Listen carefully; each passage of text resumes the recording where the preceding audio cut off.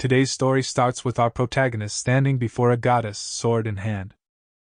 He is prepared to fight against the divine. This moment marks the beginning of an intense battle between human determination and celestial power. Then, as the tension mounts, the goddess speaks to our protagonist, addressing him as White Demon Saint Chen Bai. She expresses her dissatisfaction with his failure in the mission, warning him that his actions have put her in a foul mood. With a command as chilling as it is final, she bids him go to hell. In shock, our protagonist pleads for another chance, citing his past accomplishments. Wait, lady, he implores, God of darkness, please consider my past achievements. Give me another chance. Hearing this, the goddess retorts sharply, lonely human, you have no right to request opportunities, she declares, her voice echoing with authority. And as for your white magic castle, she adds cryptically. As the tension reaches its peak, the goddess unleashes her power, dark tentacles emerging from every corner of the castle. With an ominous command, she declares, you shall be obliterated along with the darkness. In a horrifying sequence, the entire castle is consumed by darkness, sinking into the abyss. Our protagonist, too, is enveloped by the same darkness, the overwhelming power of the goddess. In the depths of his mind, amidst the encroaching darkness, our protagonist refuses to yield. I have completed nearly 100 tasks for her, he muses, but just because of this one failure, I am going to be wiped out. Just because I am a lowly human? I refuse to accept it. I won't submit. Then, in a surprising turn, our main character laughs defiantly.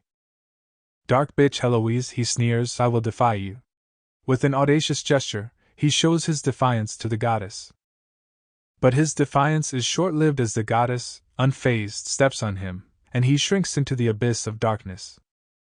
As our protagonist sinks into the endless darkness, a glimmer catches the eye, an unassuming necklace adorning his neck. Suddenly it emits a brilliant blue light, and time itself seems to rewind, transporting our main character back before the apocalypse. He awakens abruptly in his bed, cursing under his breath. Fuck you, he mutters, bewildered by his surroundings. Wait, I'm not dead. Where am I? The dorm from my college days? How did I end up here? Wasn't I killed by that? His thoughts are interrupted by the sight of the necklace. Wait, the hourglass? Memories flood back as he recalls the moment he acquired it, the most unique item in his possession. Obtained 20 years after the arrival of the Universal Will when the trial began. It's the most unique item I've ever seen, he reflects. It can display any attribute and cannot be destroyed, so I always keep it with me. He notices a significant change, the sand, once at the bottom, now rests at the top, defying gravity. As our protagonist picks up his phone and checks the date, a profound realization dawns upon him. The sand is flowing back. Time is reversing. His eyes fixate on the screen, registering the date, June 5, 2032, just 10 days before the arrival of the Universal Will and the start of the trial. Memories of the impending trial flood his mind. 10 days later, on June 15th, he reflects, the Universal will officially arrive and begin the trial. More than 90% of humanity will perish, disease, transformation into viruses, zombies, and monsters will ravage the world. Even conventional weapons will fail. The world will witness its demise in just one night. Yet, amidst the peril, there lies opportunity. However, he continues, along with the danger of the universal trial come opportunities. Those who survive will gain abilities. Many magical equipment and items from various dimensions will be sent to Earth alongside the Universal Will. These items even attract the attention of a god who controls the rules of the universe. But he grimly acknowledges, these gods cannot directly intervene in the trial. Instead, they lure humans under the guise of protection, attempting to gain benefit from it. In a moment of reflection, he recalls his past life. In the previous life, he muses, I was not strong enough. After much struggle, I finally joined under Heloise's command. I desperately completed the tasks assigned to me, striving to enhance my status. But I never expected to be erased just because of one failed mission. As our main character sifts through numerous details on his phone, a determination takes root within him. This time, he resolves, I must become stronger, strong enough not to rely on anyone or any gods. No, I will become strong enough to stand even above the gods themselves. Just wait, Heloise. The scene shifts to a hospital building where our protagonist, clad in a blue hoodie and mask, contemplates the events. 10 years after the trial began, he recalls, someone claimed to have discovered the only way to upgrade innate abilities. They said that 10 days before the trial began, innate abilities actually become effective. And if one discovers and utilizes their innate abilities, they can upgrade them. Reflecting on his past life, he ponders, in my previous life, my inner ability was ranked virus resistance. According to that method, I think to upgrade my inner ability, I must use the virus to trigger and strengthen it in advance. As he contemplates, he overhears a conversation between a nurse and a doctor. Such strange symptoms, truly unprecedented, the doctor remarks. In response, the nurse adds, I feel like this patient is just like in the movies. As our protagonist stands before a man restrained on a bed, he declares, indeed, a zombie to utilize and train my virus resistance ability. I can only rely on you.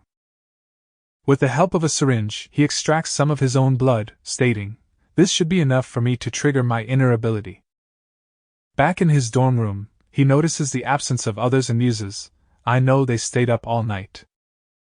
If the death theory is wrong, then I might just die here. Clutching his teeth, he reflects, forgot it before the reset. I struggled for decades, barely surviving until I finally made some progress. If I awaken my innate ability again this time, even if I know the future, I will miss opportunities due to being too weak. With determination, he injects the blood into his body. Suddenly, the virus from the zombie man courses through his bloodstream, spreading throughout his entire body.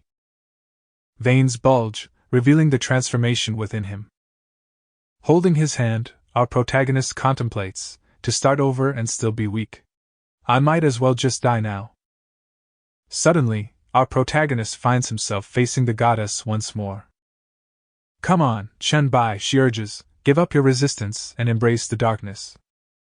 As a lonely human, becoming part of the darkness is your most fitting end.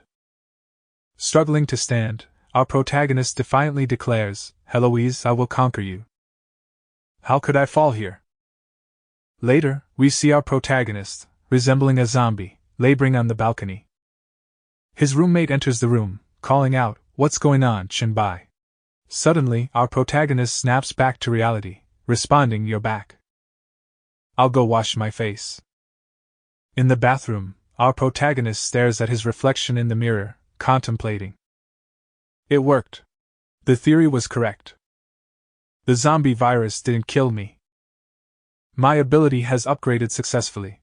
Curious, he wonders, I wonder what level my ability will be after awakening. Suddenly, a system panel appears in front of our protagonist, startling him. It's the voice of the universal will, he realizes, I have awakened then? Excitedly, our protagonist exclaims, open the title interface. Suddenly, a system panel appears before him, displaying the information. Within it, a section stands out, Pioneer, those who discover, utilize, and train their abilities before the trial begins can possess this title. All attributes increased by 5%. Experience gain increased by 10%. Can we open the attributes panel in advance? With a smile, our protagonist muses percentage boost, a perfect title. He then directs his attention to the ability panel. A new panel materializes, revealing the coveted title, Virus Monarch SSS.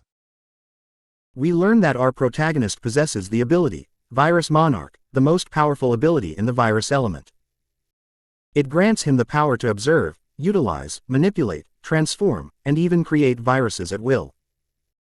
Reflecting on his abilities, our protagonist acknowledges, but currently, I only have the ability to observe viruses, and the range of observation is very limited. I need a large amount of virus to enhance my ability. With a strategic mindset, he concludes, the hospital is naturally the best place to obtain viruses. We find our protagonist standing before the same hospital building, where chaos reigns as people flee from zombies. Observing the panic around him, our protagonist pauses for a moment. One of the fleeing individuals remarks, "It's crazy, those zombies. It's the end of the world." Hearing the word, zombies, a smile spreads across our protagonist's face as memories resurface. I remember now, he thinks, in my previous life, I heard people talk about it. The name of the 3 strange incidents of deaths that occurred in Zhongcheng before the trials came, one of them was the sealed hospital. Ready to take action, our protagonist prepares to confront the zombies. Looks like I've come at the right time, he remarks. Observing the virus emanating from the zombies, he readies himself for the task at hand. As he listens to the whispers in the air, phrases like, virus monarch, talents, steal virus observation, and, obtained zombie virus, gained virus .1 for strengthening abilities echo in his mind. With determination, our protagonist declares, "Great. Today, none of you can escape." Meanwhile, on the 4th floor of the hospital, 2 individuals find themselves locked in a restroom. Fear grips one of the boys as he realizes the gravity of the situation. "It's over," he whispers, eyes wide with terror. "This door won't hold much longer. There's no way out. We are going to die." Turning to the girl, who sits on the ground in a helpless posture, "What should we do, Director Lee?" In response, the girl stands up and addresses him firmly, "Director Lee, what's wrong with you?" Suddenly, the atmosphere changes as the boy launches an attack on the girl. "I've been chasing you for so long," he snarls, "and you never agreed. Now we're about to die. Why not let me enjoy myself before we go?" Shocked by his behavior, the girl retorts, "Lu Feng, have you gone mad? What nonsense are you talking about?" Suddenly, a zombie breaks down the bathroom door, interrupting the director's malicious intentions. Terrified, the director exclaims, "How could this be? I don't want to die. I don't want to die." In a desperate move, he grabs the girl's hand and pushes her towards the zombie, shouting, "I don't want to die." He then makes a frantic dash towards the window, thinking, 4th floor. It's just the 4th floor, before attempting to jump through the glass. However, he fails to break through and ends up being impaled by the shattered glass, meeting a gruesome end. The scene shifts back to our protagonist, who stands before the same girl, now turned into a zombie. Observing her condition, he remarks, "Great, it's a medical staff member. Looks like she was just bitten. There should still be time."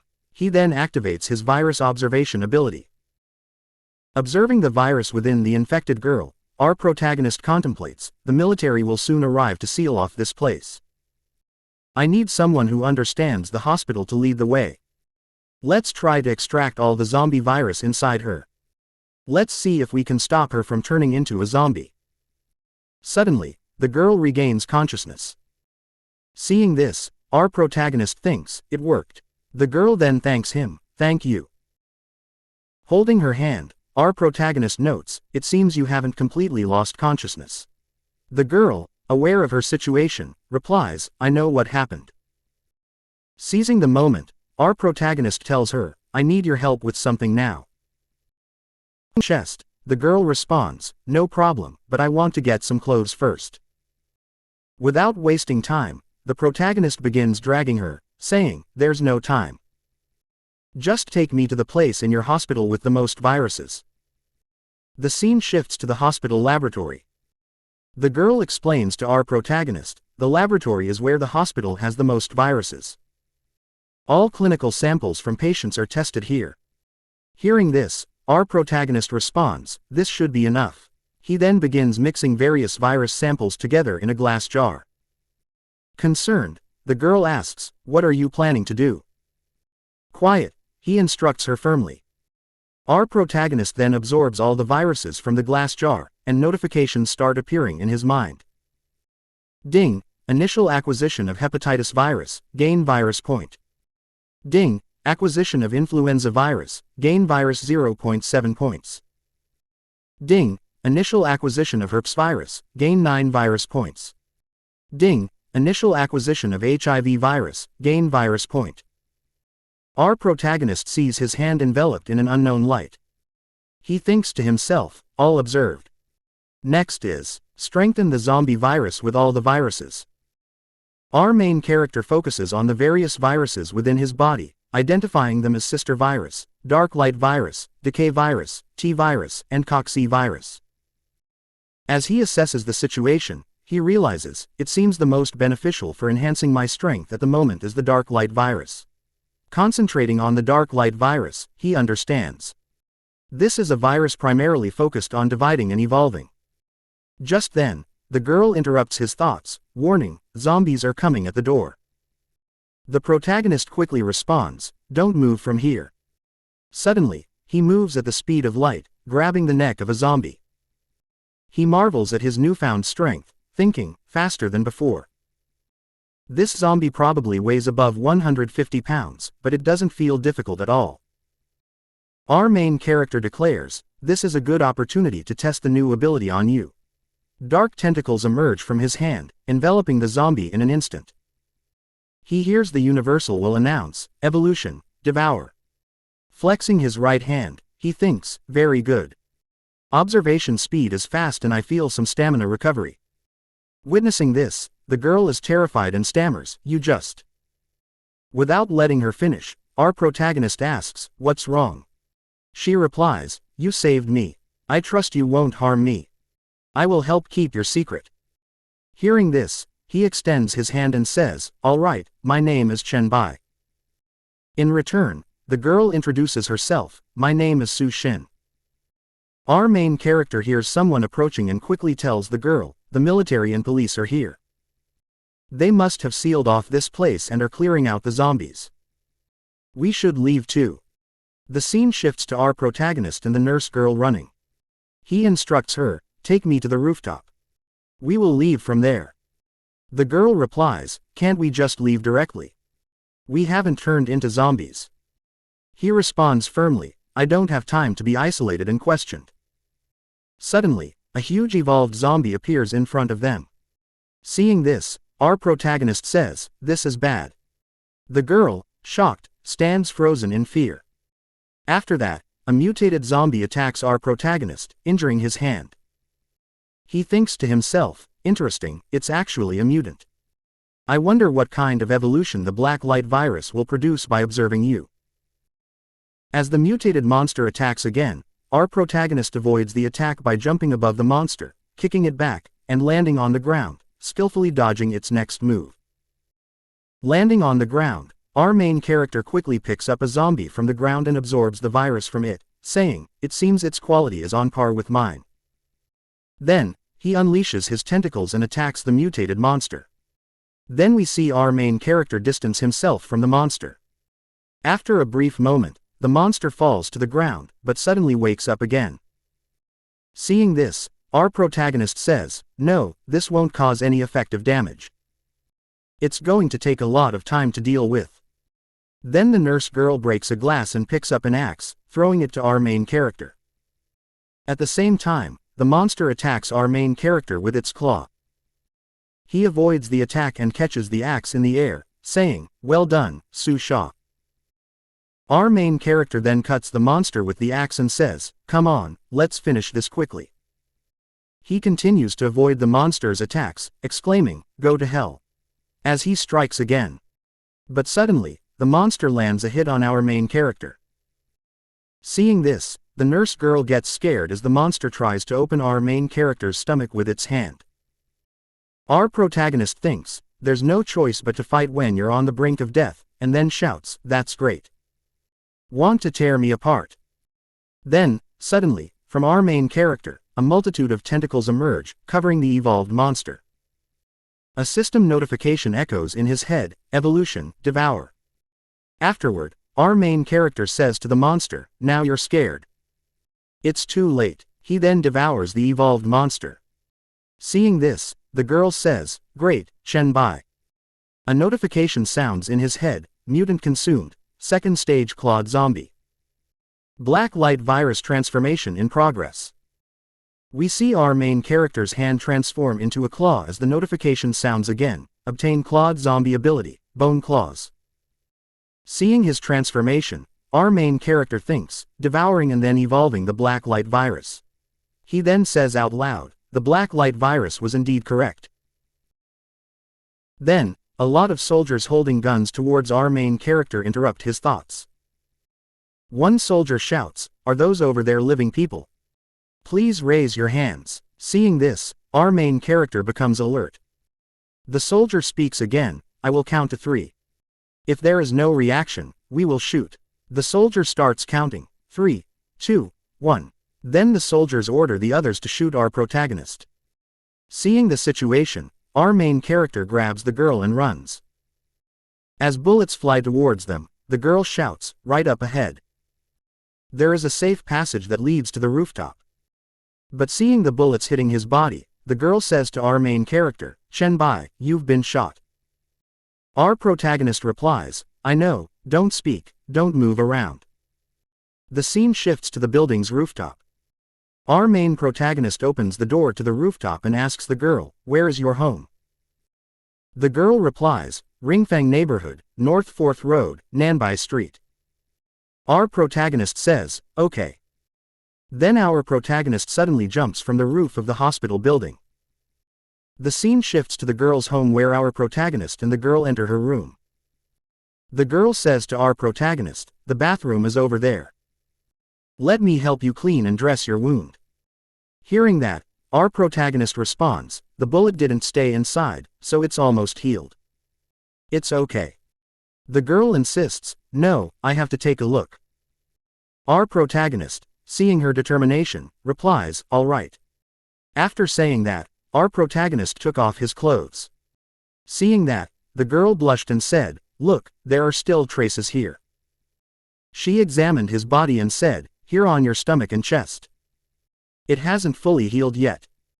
As she looked at his body, a mix of embarrassment and curiosity flashed across her mind.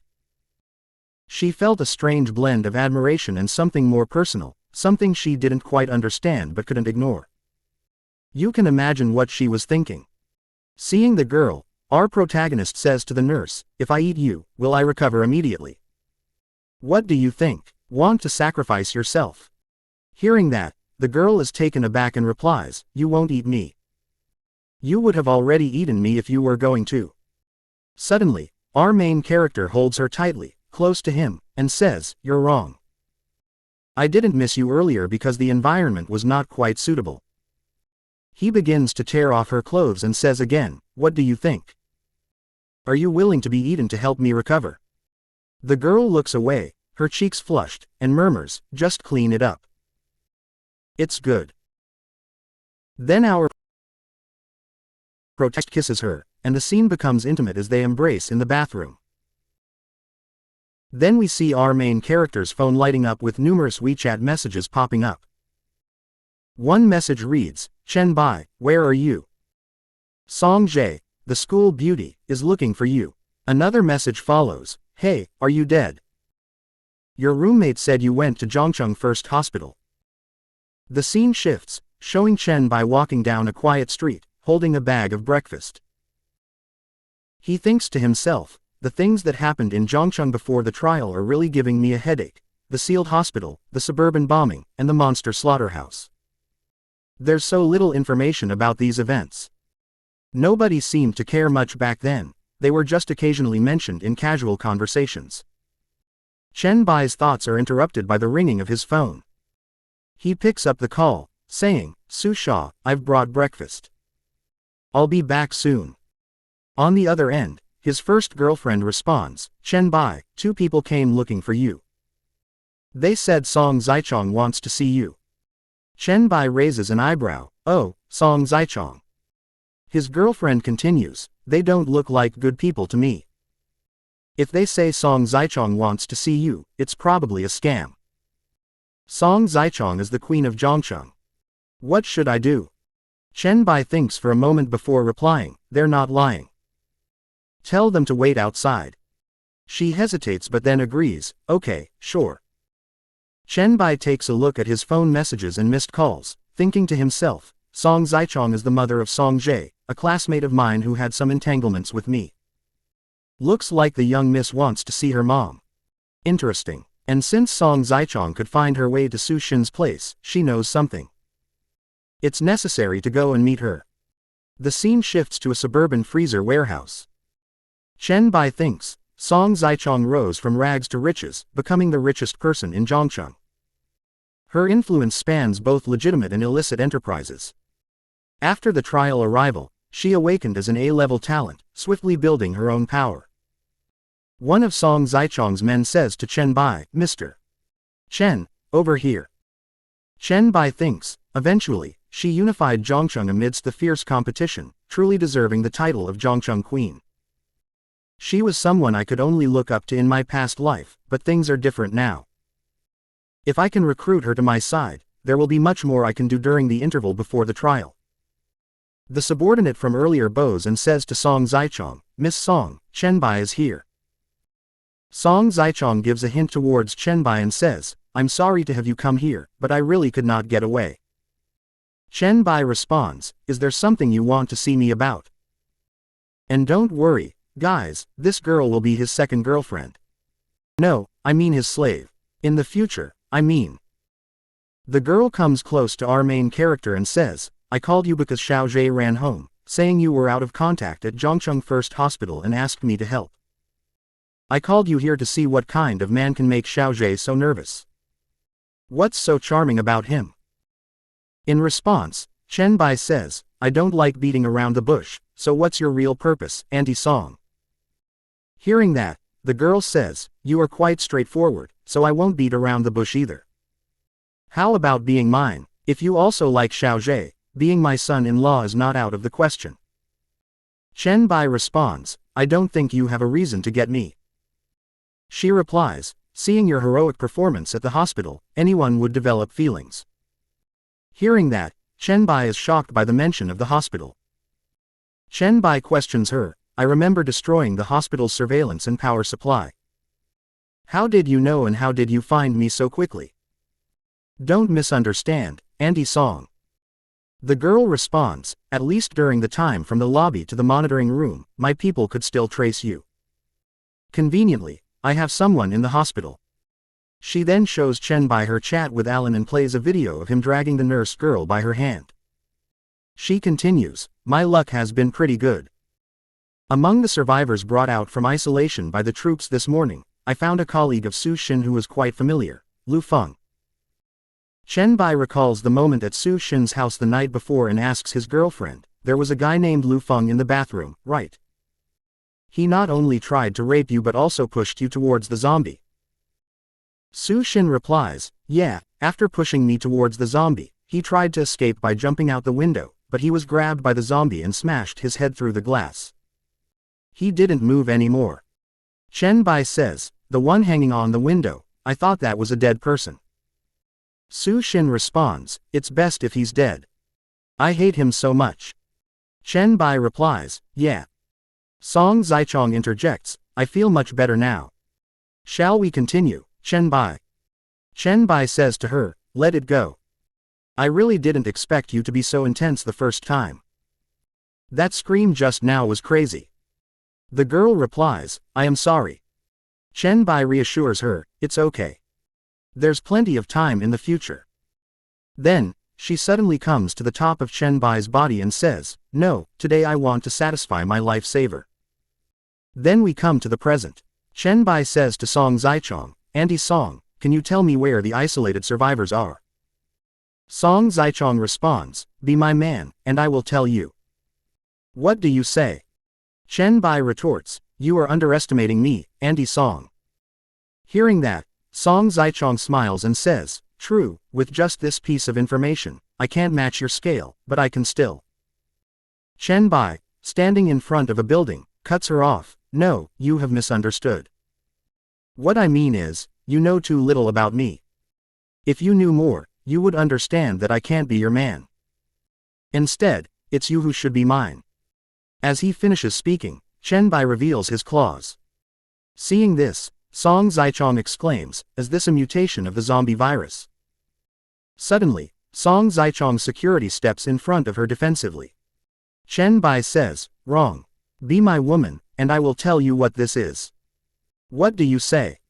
Song Zichong replies, "You are underestimating me, Chen Bai. Just based on those claws, you can't win me over. Moreover, you already have a young and pretty nurse. Why are you interested in an old aunt like me?" After hearing that, Chen Bai pulls Song Zichong toward him and says with a sly grin, "Everyone has their strengths and weaknesses. In these days before the apocalypse, there's much more you can do for me than Su Shen ever could." Song Zichong retorts, her eyes narrowing, "Apocalypse? With just a few zombies? You're exaggerating." Chen Bai, eyes glinting with intensity, responds, "Zombies? They aren't even worth being called a warm-up." Song Zichong, intrigued yet cautious, says, "Warm-up? You seem to know quite a bit." Chen Bai, leaning in slightly, replies, "More than you can imagine." The woman, feeling a mix of curiosity and challenge, approaches him with newfound resolve. "We're not the type to easily submit to others. Let's cooperate. My help for your information. How about it?" Chen Bai, shaking her hand firmly, says, "Okay." It seems conquering the Queen of Zhongcheng is indeed not easy. Song Zichong smiles, a spark of excitement in her eyes, and says, "Of course, but I actually look forward to meeting a man who can conquer me." "Keep trying, Chen Bai." Then suddenly, a sound interrupts their conversation. The sharp crack of gunfire echoes through the air. Chen Bai's expression shifts to alertness as he says, "Gunshot. What's going on?" In response to our main character, the woman says, "Last night, Commander Huang of the Zhongcheng military region sent Captain Zhao to negotiate with me.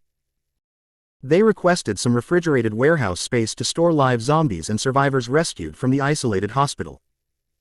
The gunfire must have come from them, but how could things go wrong? There are only around 30 zombies locked in cold storage, hardly capable of moving. They stationed half a platoon there." Hearing this, Chen Bai thinks to himself, "I didn't expect the discovery of zombies to happen so quickly due to their dormancy in low temperatures. But they definitely wouldn't know that extreme conditions increase the probability of zombie mutation." He calculates swiftly in his mind, suburban cold storage, zombies. Could it be the location of the suburban bombing? Suddenly, realization dawns on him, and he says urgently to Song Zichong, "Let's go. We need to sort this out." As they move, Chen Bai thinks excitedly, "Excellent, what kind of mutation will it be?" A massive monster emerges from the solitary confinement room. Soldiers, guns aimed, open fire on the creature. One soldier shouts, "Hand grenades. Throw them into its mouth." Following orders, another soldier throws a grenade at the monster.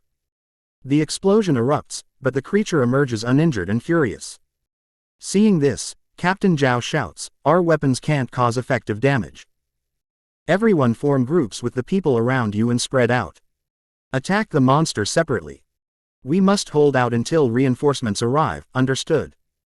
At that moment, Song Zichong appears from behind and commands, "Captain Zhao, order your men to cease fire and retreat." Confused, Captain Zhao responds, "What do you mean?" Song Zichong reiterates, "What I mean is, you can't injure that mountain of meat. Stop sending your men to their deaths in vain. Tell them to protect my cold storage employees and the survivors from the isolation hospital you brought here. Get them out quickly." Captain Zhao protests, "It's impossible. That monster is not slow, and no one can escape without someone restraining it." The monster lunges toward a young girl, prompting Song Zichong to assert, "Do as I say, Captain Zhao. Don't worry about the monster. Someone will take care of it." Our main character intervenes, preventing the monster from attacking the girl. "Just a casual grab, and I almost dislocated my shoulder," he remarks, noting the creature's strength. "It's grown to an extent that it can't be dealt with by force." He lunges at the monster with his bone claws, inflicting several wounds on its hand. Despite the injuries, the monster retaliates, smashing into the wall beside him. Captain Zhao, witnessing the scene, exclaims to Song Zichong, "What is this? Are you raising a monster?" Song Zichong replies calmly, "What are you talking about, Captain Zhao? That's not a monster, he's my partner." Amidst the chaos, our main character stands atop a mound of flesh. "Don't eat it, you're wasting all of it," he scolds the monster. Using his tentacles, he begins to absorb the meat. The sight of this enrages the monster, prompting it to attack our protagonist again. At that moment, our main character hears a system notification: Evolution Devour System Prompt, devouring complete. Consumed a large amount of frozen meat. Black light virus has evolved slightly, increasing strength and endurance. Truly premium beef, our protagonist murmurs, feeling the surge of power. Not only did it restore my energy, but it also leveled me up. Observing the monster, he adds, it's trying to replenish itself. Looks like it's almost exhausted. As our main character engages in combat with the mutated monster, he strikes with precision, aiming for its head. With determination in his voice, he declares, "Now it's your time to die," and launches his attack. As the monster attempts to retaliate by grabbing our main character, he skillfully counters, using his tentacles to restrain its hand. The captain, astonished by this display, questions the possibility of such strength. But our protagonist simply smiles and utters one word: evolution. Observing the scene unfold, Captain Zhao urgently speaks into his walkie-talkie, his voice tinged with tension. "Hello, this is Lao Zhao. Have our reinforcements arrived? I need to request missile support. Coordinates are..." In the midst of the chaos, Song Zichong intervenes, touching the captain's shoulder gently. "Stay calm, Captain Zhao. Think carefully. He's helping us now, and he saved you. Let's not do anything foolish that could end badly for everyone." As the soldiers encircle our main character, their weapons trained on him, the tension palpable in the air, Captain Zhao issues a terse command: "Bullets loaded. Everyone, stay on high alert." Caught in this precarious standoff, Song Zichong intervenes, her voice cutting through the tension. "Captain Zhao, remember what I told you," she asserts, her tone firm with a hint of warning. Acknowledging her words, Captain Zhao responds, his voice steady but with an undercurrent of uncertainty. "I understand. If he doesn't initiate hostilities, I won't order an attack." Amidst the standoff, our main character maintains his focus, his senses heightened. Suddenly, amidst the chaos, a notification chimes in his mind, signaling the acquisition of a new zombie virus variant, Flash Mountain. This development augments his strength and abilities significantly, enhancing his chances in the impending confrontation. With his bone claw evolution completed, our main character reflects on the newfound power coursing through him. Indeed, a significant evolution, he muses inwardly, his thoughts consumed by the potential of his enhanced abilities. The heavy hammer, I can feel an incredible, powerful force. However, amidst his acknowledgement of this newfound strength, a sense of frustration gnaws at him. But unfortunately, there's nothing to test it on right now, he laments inwardly, a hint of disappointment tainting his thoughts. Despite this, he quickly rallies, recognizing the significance of his evolution. "Still, this is the biggest gain of the day," he affirms aloud, a note of satisfaction creeping into his voice. Turning his attention to the Flash Mountain core in his hand, our main character contemplates its potential. The Flash Mountain core, a very rare material, he reflects, his mind brimming with possibilities. "If I find a way to control it, I can even use it to create a barrier that grows infinitely." As our main character contemplates the idea of feeding another Flash Mountain to test its strength, his thoughts are interrupted by the woman calling his name. Quickly tucking the Flash Mountain core into his pocket, he shifts his focus to the woman's introduction of a lady named Lully. Seeing Lully, our main character greets her and acknowledges her reputation as a well-known journalist and internet celebrity in Zhongcheng. He then questions if she was the one who secretly filmed him at the hospital. Lully responds affirmatively, expressing gratitude for our main character's assistance. However, our main character attributes his actions to mere coincidence. He then asks if she captured his battle with the Flash Mountain. That's it for today's video. If you like this video, please like and share. If you're new to my channel, please subscribe. And if you want the second part of this video, let me know in the comment section.